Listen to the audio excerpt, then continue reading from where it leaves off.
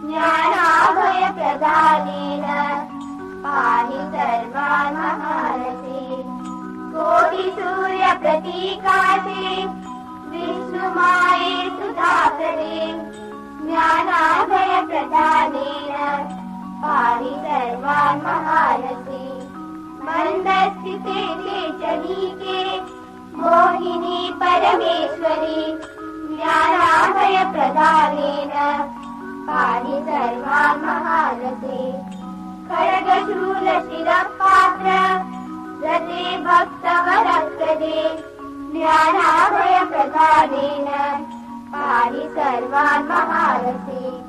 सौन्दर्यनिलये देवी कन्यारूपे धुरन्धरे ज्ञानाभयप्रदानेन पाहि सर्वान् महारथे।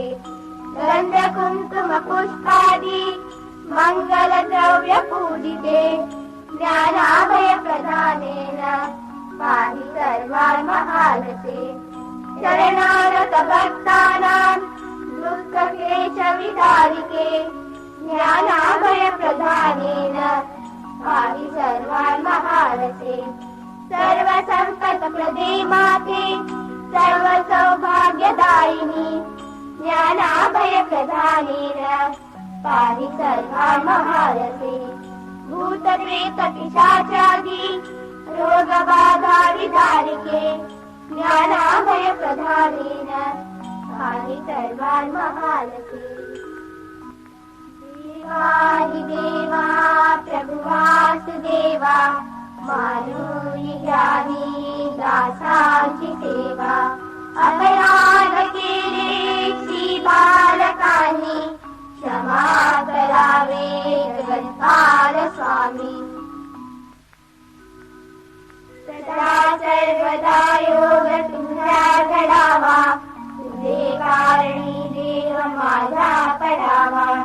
उपेक्षू नको गुणवंतानंता रघुनायका गणेशेची आला। स्वस्ति प्रजाभ्या परिपालयन्ता न्यायेन मार्गेण मही मनीषा। गोब्राह्मणेभ्यः